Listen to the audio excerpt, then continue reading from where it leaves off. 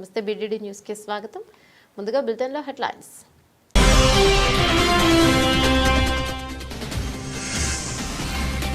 Colony వాసులను ఇబ్బంది పెడుతున్న కుక్కల యజమాని భాస్కర్. పిర్జాదిగూడ ఆదర్శ్ నగర్ రోడ్ నెంబర్ 1 లో కాలనీ వాసుల ఆందోళన.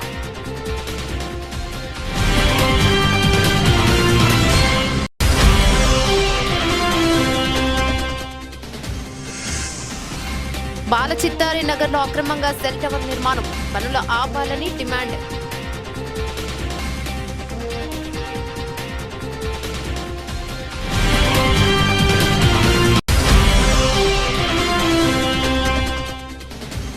వాకింగ్ జర్నలిస్టులందరికీ ఇంటి స్థలాలతో పాటు డబుల్ బెడ్రూమ్స్ ఇండ్లు రాష్ట్ర ప్రభుత్వం అందజేయాలి. టీజేఎఫ్ జర్నలిస్టు సంఘాలు కలెక్టరేట్ కార్యాలయాన్ని ముట్టడి.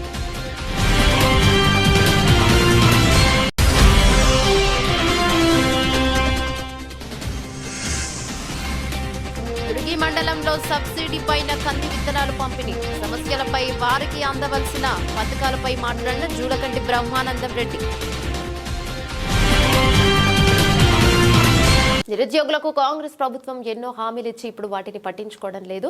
ఎన్నికలకు ముందు జాబ్ క్యాలెండర్ పేరుతో పెద్ద ఎత్తున అడ్వైజ్మెంట్లు అన్ని పత్రికల్లో ఇచ్చారు. దాదాపు 10 పరీక్షలకు సంబంధించి డేట్లతో సహా నోటిఫికేషన్లు అంటూ తేదీలు ప్రకటించారు. వాటికి సంబంధించి ఒక్క నోటిఫికేషన్ విడుదల చేయలేదు. వెంటనే ఆ నోటిఫికేషన్లను విడుదల చేయాలి.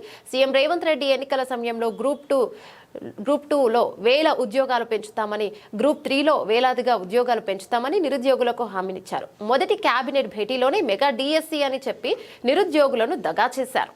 గొంతు విప్పండి, పోరాడండి అంటూ వారు అందరూ కూడా కలిసి వచ్చి వారి సమస్యలన్నీ కూడా వివరించి చెప్పడం జరిగింది. ప్రధానంగా వారు ఈరోజు లేవనెత్తిన అంశాల్లో కాంగ్రెస్ పార్టీ ఆనాడు ప్రతిపక్షంలో ఉన్నప్పుడు వార్షిక జాబ్ క్యాలెండర్ విడుదల చేస్తాము, ఒక పద్ధతి ప్రకారం రిక్రూట్మెంట్ చేస్తాము, ఏ నోటిఫికేషన్ ఏ రోజు వస్తుందో ముందే తారీఖుతో సహా తేదీతో సహా ప్రకటిస్తున్నామని చెప్పి పెద్ద ఎత్తున ఆనాడు పత్రికల్లోనే జాబ్ క్యాలెండర్ పేరిట అడ్వర్టైజ్మెంట్ రిలీజ్ చేయడం జరిగింది.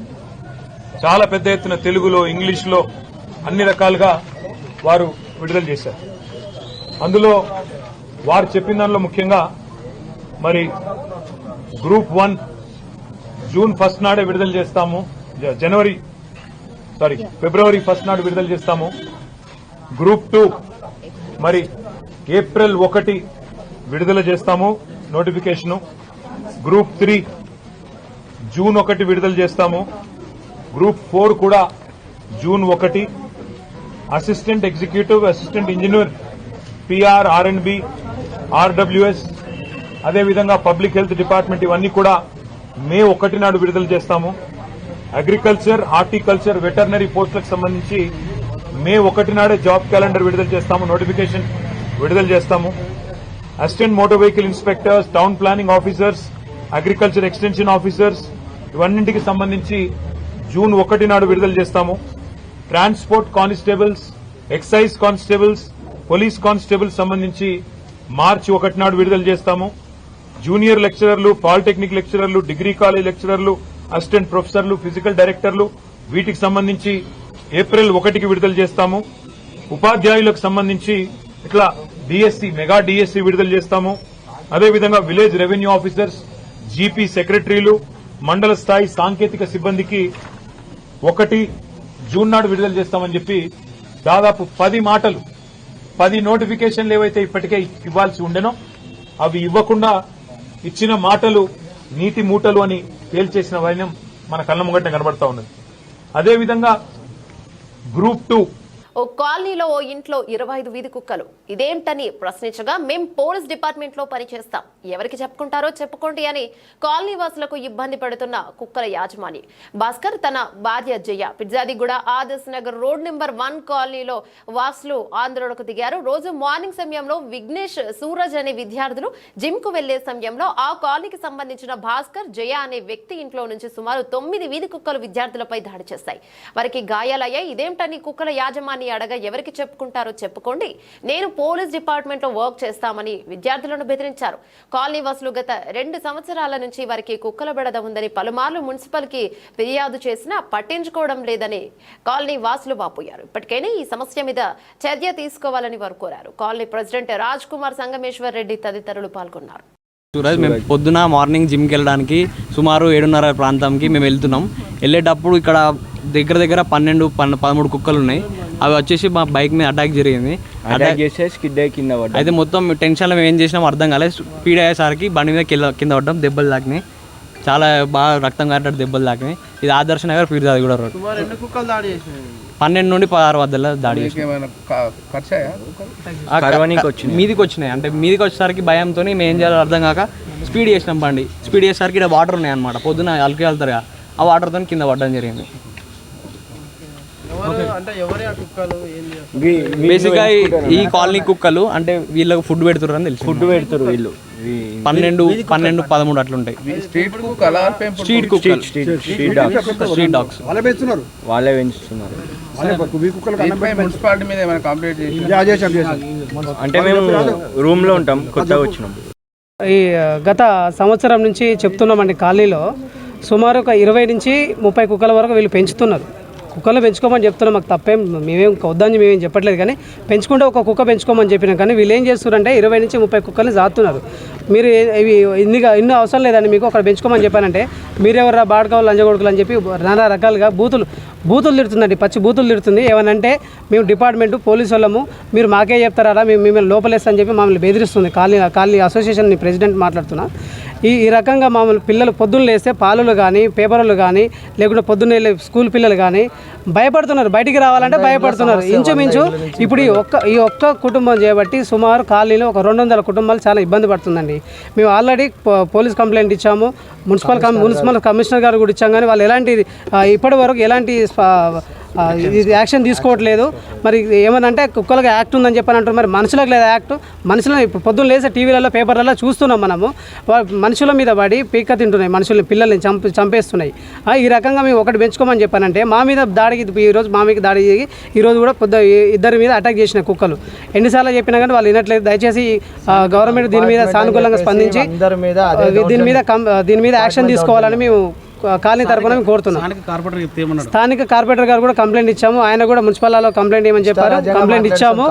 కార్పొరేటర్ మీద కూడా మీరు కార్పొరేటర్ ఎవరికి కార్పొరేటర్ వాడోడు వీడోడు అని చెప్పి ఆమె నోటికి ఎంతో సంత మాట్లాడుతుంది. మొత్తం ఫ్యామిలీ మొత్తం కాలనీ మీద అటాక్ చేసి కాలనీ అందరూ అదరగొడుతారు. ఒక 4 మెంబర్స్ కాలనీలో ఉన్న 200 మంది మీద వీళ్ళు అరాచకం చేస్తారండి. కావాలని మమ్మల్ని ఇబ్బంది చేయడానికి, కాలనీలో భయభ్రాంతులను చేయడానికి ఇలాంటి కుక్కలను పెంచి మా మీద ఉసిగొలుపుతున్నాడు మాకైతే అనిపిస్తుంది. దయచేసి పెంపుడు కుక్కలు కావండి ఇవి, స్ట్రీట్ డాగ్స్ని 1-2 స్ట్రీట్ డాగ్స్ని తీసుకొచ్చి సుమారు ఇవాళ ఒక 30 కుక్కలను తయారు చేసింది ఆమె.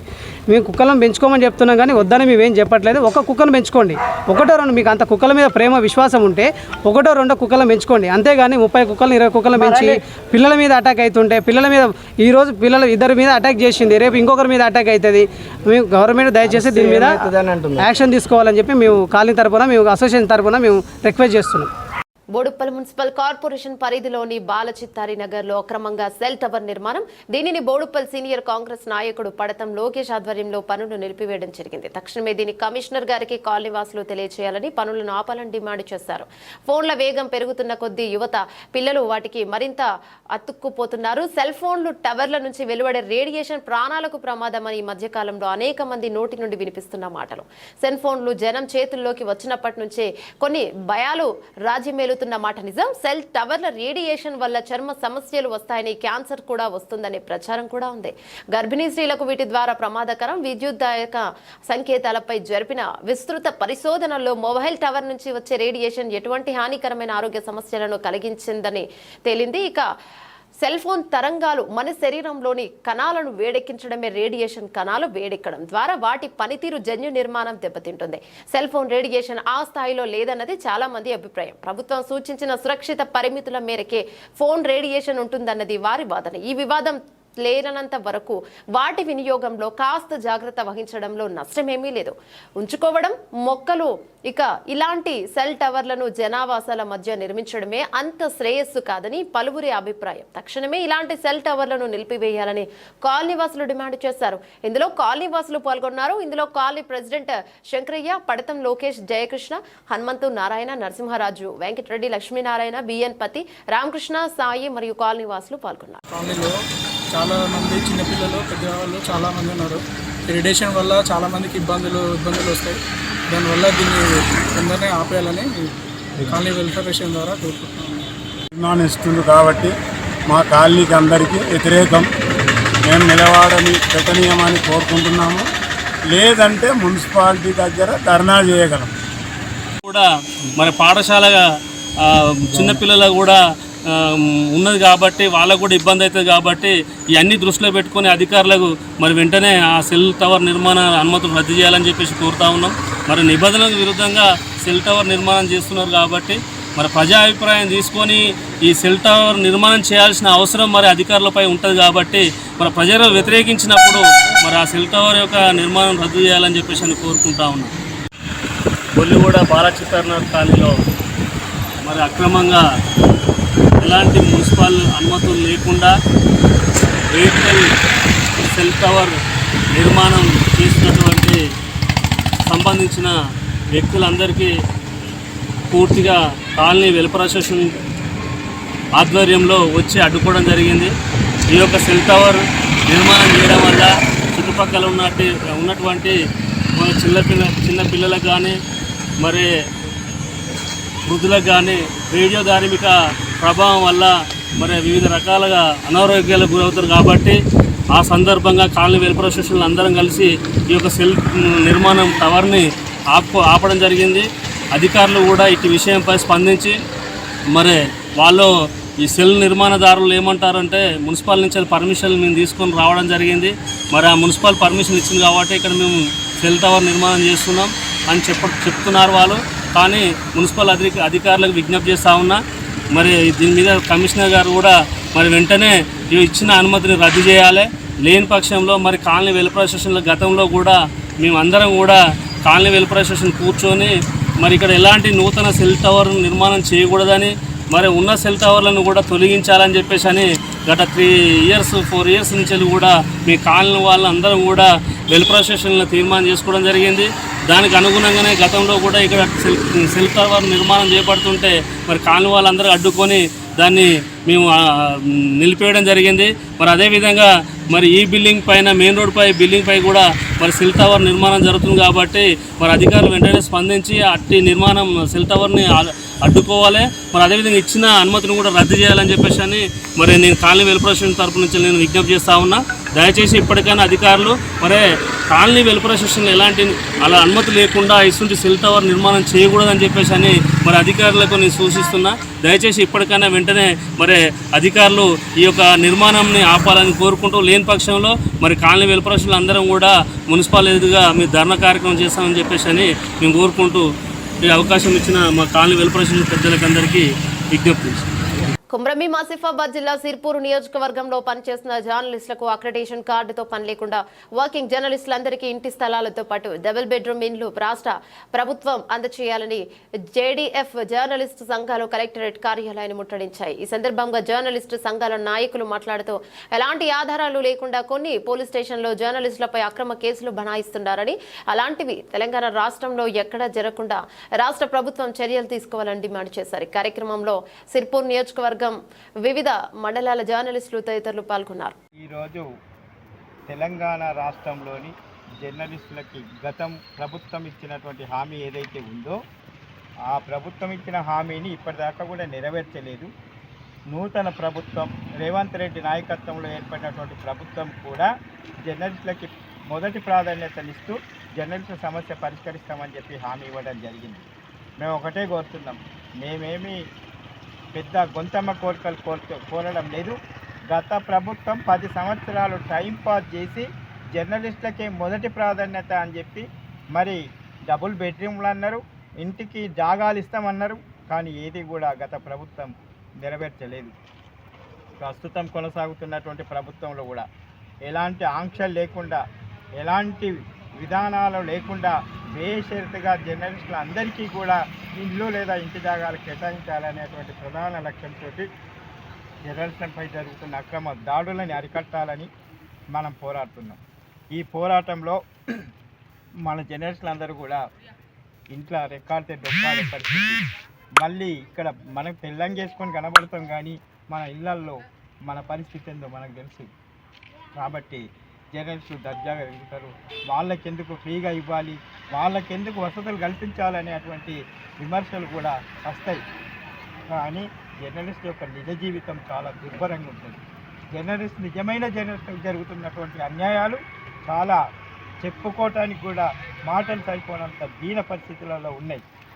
కాబట్టి దీన్ని డీజేఎఫ్ ఒకటే కోరుతుంది, ఏమంటే డెమోక్రటిక్ జర్నలిస్ట్ ఫెడరేషన్ ఏదైతే ఉందో ఈ జర్నలిస్టులందరికీ కూడా ఎలాంటి షరతులు విధించకుండా మొదటి ప్రాధాన్యతగా ఇల్లు లేదా ఇంటి జాగాలు కేటాయించాలనేది ప్రధాన అంశంగా మేము డీజేఎఫ్ ఆధ్వర్యంలో అన్ని జిల్లా కార్యాలయాల ముందు నిరసన కార్యక్రమాలు జరుపుతూ మెమరాండాల ద్వారా కోరుతున్నాం.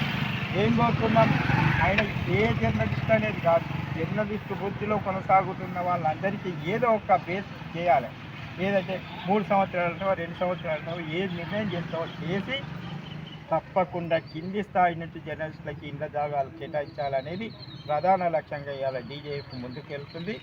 ఈ డీజేఎఫ్ ఆధ్వర్యంలో మిగతా జర్నలిస్ట్ సంఘాలను కూడా కలిసి రమ్మంటున్నాం. ఎందుకంటే నిజంగా జర్నలిస్టుల కోసం జర్నలిస్ట్ సంఘాలు పనిచేసి ఉంటే ఇవాళ జర్నలిస్టులు అందరూ ఈ దీన స్థితిలో ఎందుకు ఉండేవాళ్ళు?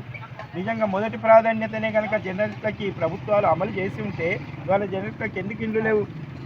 కాబట్టి అక్రమ దాడులను వెంటనే నిలిపివేయాలి, అక్రమ కేసులను అన్ని ఎత్తివేయాలి.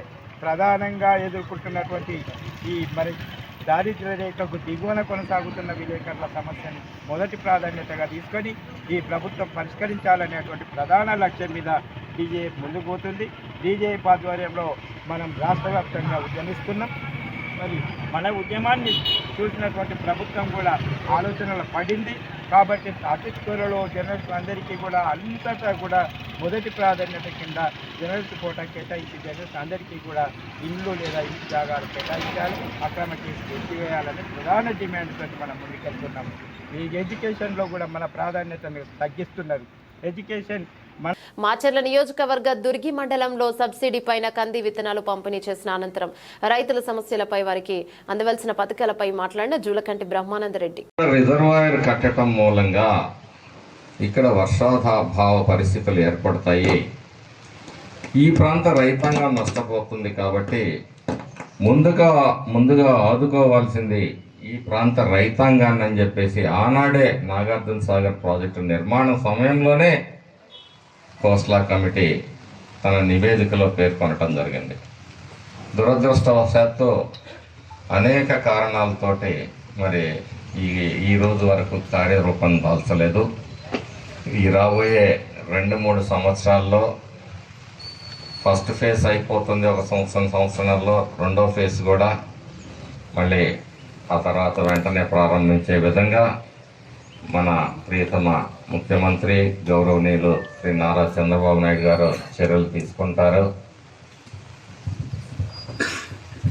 అలాగే భవిష్యత్తులో కూడా ఈ ప్రాంత రైతాంగం మేలు జరగటానికి వ్యవసాయ శాఖ వారిని కూడా ఎప్పుడూ అప్రమత్తం చేస్తూ ముందస్తుగా వారికి రైతులకు ఏం కావాలి అనే ఒక ఆలోచన, ఒక కార్యాచరణని రూపొందించుకోవాల్సిందిగా వారికి విజ్ఞప్తి చేస్తూ ఉన్నాను.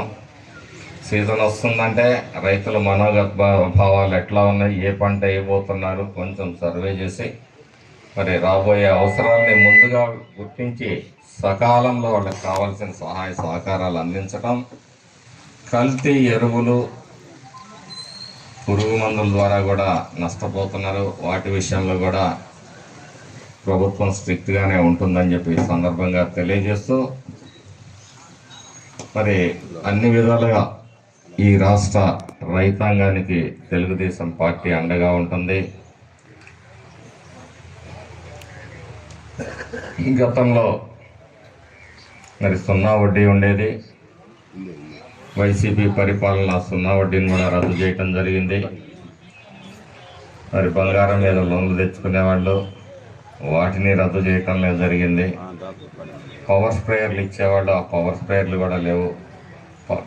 వ్యవసాయ శాఖ మంత్రి గారిని కలిసిన తర్వాత కూడా మన ప్రాంత అవసరాలను బట్టి ఒక నివేదికను తయారు చేసుకుని వారికి సమర్పించి తగిన అనుమతులు తీసుకురావడానికి కృషి చేస్తాను అని చెప్పి ఈ సందర్భంగా తెలియజేస్తూ, రాబోయే సంవత్సరం ఇదే విధంగా మంచి వర్షాలు పడి ఈ ప్రాంత రైతాంగం మరి మొహాల్లో సుఖ సంతోషాలు చూడాలని, వ్యవసాయ శాఖ వారు కూడా నిబద్ధతతో పనిచేయాలని కోరుకుంటూ, ఈ అవకాశం ఇచ్చిన మీ అందరికీ కూడా పేరు పేరున ధన్యవాదాలు తెలియజేసుకుంటూ 10 ఏళ్లు పరిపాలించిన ప్రజాప్రతినిధులు ప్రజల పాలనాధికారంలోకి వచ్చి అనేక అభివృద్ధి పనులు చేస్తుంటే హర్షించాల్సింది పోయి అభివృద్ధి పనులను ఎండగట్టే పనిలో పడ్డారని మంత్రి పొంగులేటి అన్నారు. భద్రాద్రి కొత్తగూడెం జిల్లాలో భద్రాచలం పట్టణంలో జరుగుతున్న నూతన గోదావరి కరకట్ట నిర్మాణ పనులను పరిశీలించారు. తెలంగాణ రాష్ట్ర రెవెన్యూ శాఖ మంత్రి పొంగులేటి శ్రీనివాసరెడ్డి మీడియాతో మాట్లాడారు.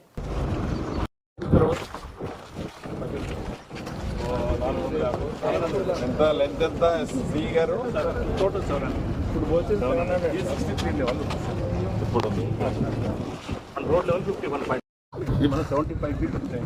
ఆ రోడ్డు రోడ్డు సర్వీస్ రోడ్ నుంచి దెన్ మనకు ఫ్లైఓవర్ ఇంటర్లాకింగ్ టైల్స్ ఫ్లైఓవర్ కట్టాలి.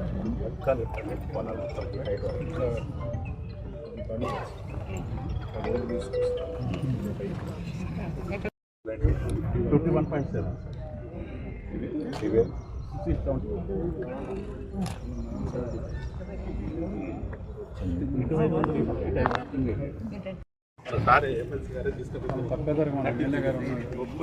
16 ఉంటే మనం 33 చేయించినాం అన్న. 33 చేయించి ఇప్పుడు అది అదనంగా ఇప్పుడు 44 ఇప్పుడు 44 కోట్లది ఇది అదనంగా ఇప్పుడు రోడ్డు. ఇప్పుడు వాళ్ళు చెప్పే ఆ రోడ్డు అంటే 41 మైనస్ 30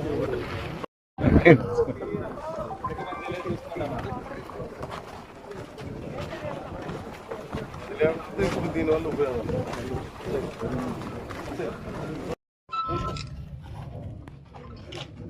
ఇమీడియట్ లేట్ చేశాను.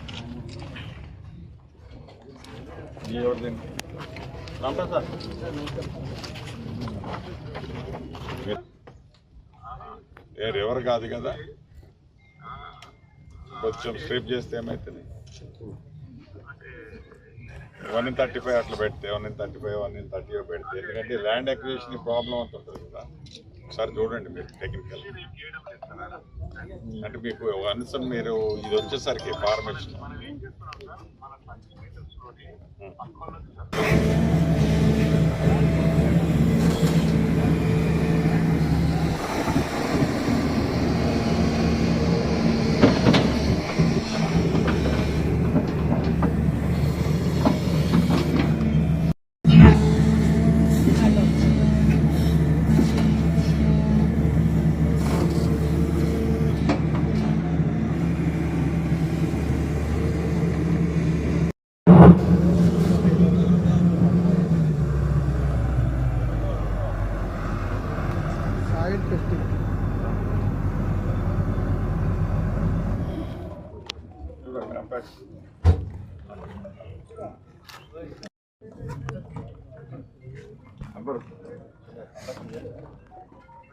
వర్షం బాగుంది. 98 వస్తుంది, 98 కాదు 95 వస్తుంది. కుప్పం మండలంలో ప్రకృతి వ్యవసాయం చేసే సుమారు 154 మంది రైతులకు వ్యవసాయ పరికరాలను కుప్పం ఎంపీడీఓ కార్యాలయంలో జిల్లా collector Sumit Kumar, MLC Kancharla Srikanth, TDP నేత సురేష్ బాబు చేతుల మీదుగా పంపిణీ చేశారు. ఈ సందర్భంగా వారు మాట్లాడుతూ రాష్ట్ర ప్రభుత్వం రైతుల సంక్షేమానికి పెద్దపీట వేశారని కొనియాడారు. రైతులను ఆదుకునేందుకు అన్ని విధాల చర్యలు తీసుకుంటామన్నారు. అనంతరం ప్రకృతి వ్యవసాయం గురించి వివరించారు. ఈ కార్యక్రమంలో జిల్లా అధికారులు మరియు టీడీపీ నేతలు, రైతులు పాల్గొన్నారు.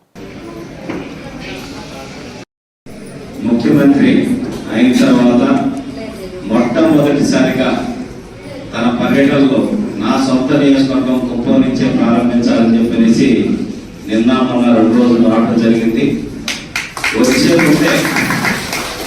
వచ్చే ముందే ఏదైతే హామీలు ఇచ్చారో ఎలక్షన్ మేనిఫెస్టో కావచ్చు, ఇతర అంశాలు కావచ్చు, వాటికి సంబంధించి ఇమ్మీడియట్ గా అయ్యే పనులన్నింటినీ జీవోలు ఇవ్వటం, మిగతా వాటికి ఎస్టిమేషన్స్ అంచనాలు ఏ పనులకు ఎంత ఖర్చు అవుతుందో అంచనాలు వేయమని చెప్పేసి అక్కడి నుంచే అధికారులందరిని ఆదేశించడం. నిన్న వచ్చిన తర్వాత 2 రోజులు కూడా కలెక్టర్ గారిని కూర్చోబెట్టుకొని ఏవే పనులు టైం లైన్ ప్రకారం ఏ విధంగా జరగాలని చెప్పేసి ఆయన కూడా దిశానిర్దేశం చేయడం జరిగింది. రాబోయేటటువంటి గడిచిన 30 సంవత్సరాల్లో ఎంత అభివృద్ధి చెందిందో కుప్పం దానికి మించిన అభివృద్ధి ఈ 5 సంవత్సరాల్లో చేయాలని లక్ష్యంగా చంద్రబాబు నాయుడు గారు పెట్టుకున్నారు.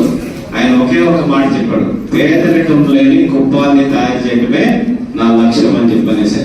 సో దాంట్లో భాగంగా ఈరోజు ఇదొక కార్యక్రమం, మంచి కార్యక్రమంలో మీతో కలిసి పాల్గొనేదానికి మాకు అవకాశం వచ్చింది. దానికి మీ అందరికీ మనస్ఫూర్తిగా ధన్యవాదాలు తెలియజేస్తున్నాం.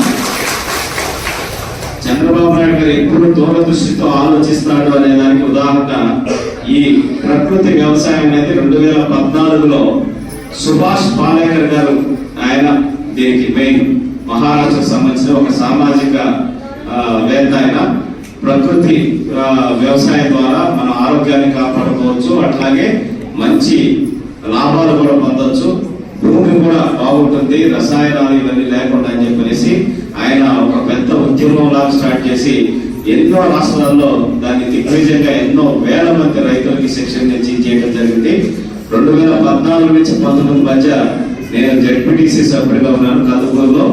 అక్కడ కూడా సుభాష్ పాలేకర్ సూర్యాపేట పట్టణ అభివృద్ధి విషయంలో తెలంగాణ రాష్ట్ర ప్రభుత్వం మంజూరు చేసిన SDF-UDF నిధులు 80 కోట్ల రూపాయలు పనులు మంజూరై ప్రారంభమైన తర్వాత వెనక్కి వెళ్లాయని కాంగ్రెస్ కౌన్సిలర్లు వెనక్కి పోయిన నిధుల గురించి మాట్లాడకుండా వచ్చిన 3,35 లక్షల రూపాయల గురించి మాట్లాడడం విచారకరమని సూర్యాపేట మున్సిపల్ చైర్పర్సన్ పెరుమాల అన్నపూర్ణ అన్నారు. గురువారం సూర్యాపేట మున్సిపల్ కార్యాలయంలో ఏర్పాటు చేసిన సాధారణ సమావేశం అనంతరం విలేకరులతో మాట్లాడారు. ప్రతిపక్ష కౌన్సిలర్లు ప్రతి అంశాన్ని వివాదం చేయడమే లక్ష్యంగా సమావేశానికి వచ్చారని, చైర్పర్సన్ అంటే కనీస గౌరవం లేకుండా ఇష్టానుసారంగా మాట్లాడారని ఆరోపించారు.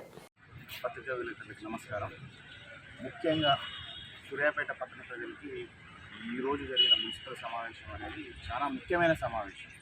దేనికంటే ఈరోజు సూర్యాపేటలో మిషన్ భగీరథ నీళ్లు ఎన్ని వస్తున్నాయి, అవంతిపురం నుంచి సూర్యాపేటకి ఎన్ని నీళ్ళు వస్తున్నాయి, ఆ నీళ్లు ఎటుపోతున్నాయి అనే అంశం మీద మేము మాట్లాడడం జరిగింది. ఆ నీళ్ళని సూర్యాపేట పట్టణ ప్రజలకు అందియకుండా తక్కువ చేసి నీళ్ళని అందిస్తున్నారు, మిగతా నీళ్ళని ఎక్కువ శాతం మీరు కోదాడకి తరలిస్తున్నారు. ఆ విధంగా ఏ విధంగా తరలిస్తున్నారు అని చెప్తే ఇక్కడ ఉన్న కాంగ్రెస్ పార్టీ అయితేంది, బీజేపీ పార్టీ అయితేంది, ఇంకా కొంతమంది బీఎస్పీ పార్టీ వారు ఉన్నారు. వారిని అందరూ మూకుమ్మడిగా అందరూ 3 పార్టీలు ఏకమై దాని గురించి మాట్లాడనివ్వట్లేదు. అలాగే సూర్యాపేట మెడికల్ కాలేజ్ ఉన్నది, మెడికల్ కాలేజ్లో మెడికల్ హాస్పిటల్ ఉన్నది. మెడికల్ హాస్పిటల్లో సక్రమంగా పనులు జరగట్లేవని చెప్పేసి మేము మాట్లాడడం జరిగింది. అది మాట్లాడుతుంటే కూడా వీళ్ళు ఏది పట్టించుకోకుండా వాళ్ళ ఇష్టం రీతిగా వాళ్ళ ఇష్టానుసారంగా ఏది పడితే అది మాట్లాడడం జరుగుతుంది. అదేవిధంగా సూర్యాపేటకి స్పెషల్ డెవలప్మెంట్ ఫండ్ కింద 50 కోట్ల రూపాయలు వచ్చినాయి, అర్బన్ డెవలప్మెంట్ కింద 30 కోట్ల రూపాయలు వచ్చినాయి. వాటిని టెండర్లు పిలవడం జరిగింది, కొంత వర్క్ జరిగింది. ఆ టెండర్ల తర్వాత వర్క్ ఆర్డర్స్ కూడా ఇవ్వడం జరిగింది. ఆ ఫండును మొత్తం మళ్ళీ ఇప్పుడు ఉన్న తెలంగాణ రాష్ట్ర గవర్నమెంట్ వెనక్కి తీసుకోవడం జరిగింది. అరే దాని మీద ఆ పైసలు ఎట్లా రావాలి, సూర్యాపేట ఏ విధంగా డెవలప్ చేయాలి అని చెప్పేసి అడుగుతుంటే దాన్ని కూడా తప్పుదోవ పట్టించి ఇక్కడ 3,30 లక్షల రూపాయల గురించి మాట్లాడుతున్నారు. తుమ్మల నాగేశ్వరరావు గారు సూర్యాపేటకి 10 కోట్లు ఇచ్చారు. 10 కోట్లు ఇస్తే దాంట్లో 3,30 కోట్ల గురించి మాట్లాడుతున్నారు. అది ఎందుకు మాట్లాడుతున్నారు, ఏంటి ఇప్పుడు పోయిన పైసల గురించి ఏంటంటే దాని గురించి సమాధానం లేదు.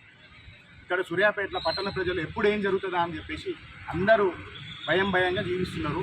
అసలు టౌన్ ప్లానింగ్ నుంచి మీరు ఎంతమందికి ఇళ్ళ మీద నోటీసులు ఇచ్చారు, వేటికి నోటీసులు ఇచ్చారు అని చెప్పేసి మేము అడిగితే ఇప్పుడు ఉన్న ప్రస్తుతం ఉన్న టౌన్ ప్లానింగ్ ఆఫీసర్ నేను 30 నోటీసులు ఇచ్చినా అంతకంటే ఎక్కువ నాకు తెలియదు అని చెప్పేసి చెప్తున్నారు. గతంలో ఎన్ని ఇచ్చారు అని అంటే మేము 200 దాకా ఇచ్చినామని చెప్పేసి చెప్తున్నారు. అది కూడా మాట్లాడనీయకుండా అడ్డం తలిగి ఇష్టం ఉన్నట్టు మాట్లాడుతున్నారు. ఇక్కడ సూర్యాపేటలో మాత్రం ఎక్కడ ఏది ఉందో మాత్రం తెలియదు, కానీ సూర్యాపేటలో మాత్రం అరాచక పాలన జరుగుతున్నది. ఇక్కడ ఎవరు ఏ విధంగా బతకాలి, ఏ విధంగా ఉండాలి అని చెప్పేసి మేము ఆలోచిస్తుంటే వీళ్ళు సూర్యాపేట ప్రజల్ని భయభ్రాంతులకు గురి చేయడం, సూర్యాపేట ప్రజల్ని ఏ విధంగా ఏం చేయాలని చెప్పేసి ఆలోచిస్తున్నారు. కాబట్టి ఇది ఖచ్చితంగా కాంగ్రెస్ పార్టీ మరియు బీజేపీ పార్టీ ఇక్కడ కలిసి నాటకాలు ఆడుతూ ఇక్కడ దళిత మహిళైన చైర్మన్ గారిని చాలా ఇబ్బందులకు గురి చేస్తున్నారు. కాబట్టి సూర్యాపేట పట్టణ ప్రజలు మీకే తెలవాలి మీరు ఏం చేస్తున్నారు, నెక్స్ట్ ఏం చేయాలనుకుంటున్నారు. కాబట్టి ఈ అవకాశం ఇచ్చిన ప్రతి ఒక్కరికి పత్రికా విలేకరులకి ధన్యవాదాలు. వ్యాపార రంగంలోనూ ప్రజాహితాన్ని చూసిన ఏకైక వ్యక్తి రామోజీరావు అని ముఖ్యమంత్రి నారా చంద్రబాబు నాయుడు కొనియాడారు. సమాజం కోసం ఆలోచించి వ్యాపార సినీ సేవా పత్రికా రంగంలో రామోజీరావు తనకు తానే సాటిగా నిలిచారన్నారు. విలువలతో పత్రికను నడిపిన అక్షర యోధులు రామోజీరావు అన్నారు. కానూరులోని అనుమోలు గార్డెన్స్ లో ఏర్పాటు చేసిన రామోజీరావు సంస్మరణ సభకు తన సతీమణి భువనేశ్వరితో కలిసి సీఎం చంద్రబాబు గురువారం హాజరయ్యారు. సభా ప్రాంగణంలో ఏర్పాటు చేసిన రామోజీరావు ఫోటో ఎగ్జిబిషన్ ను తిలకించారు.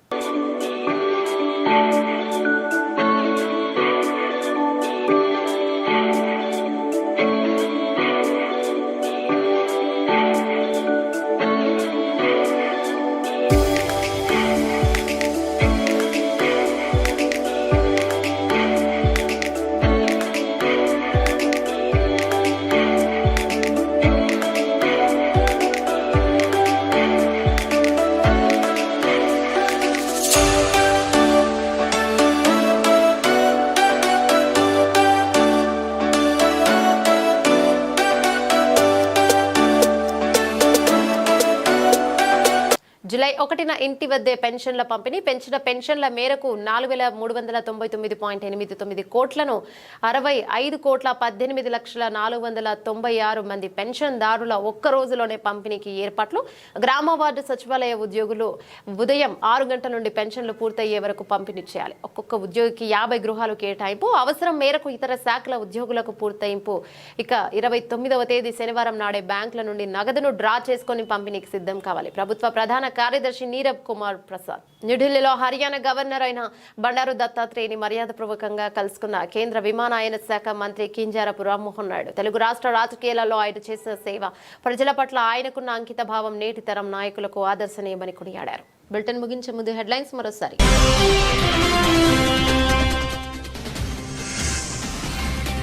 కాలనీవాసులను ఇబ్బంది పెడుతున్న కుక్కల యాజమాని భాస్కర్. పిర్జాదిగూడ ఆదర్శ్ నగర్ రోడ్ నెంబర్ 1లో కాలనీవాసుల ఆందోళన.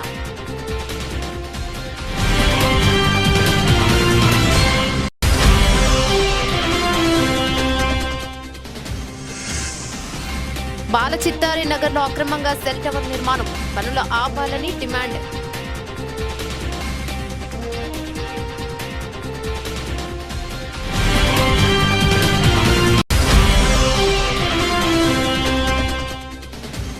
వాకింగ్ జర్నలిస్టులందరికీ ఇంటి స్థలాలతో పాటు డబుల్ బెడ్రూమ్స్ ఇండ్లు రాష్ట్ర ప్రభుత్వం అందజేయాలి.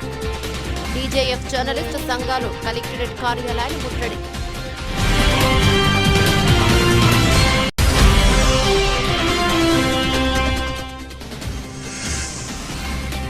దుర్గి మండలంలో సబ్సిడీ పైన కంది విత్తనాలు పంపిణీ. సమస్యలపై వారికి అందవలసిన పథకాలపై మాట్లాడిన జూలకంటి బ్రహ్మానందం రెడ్డి.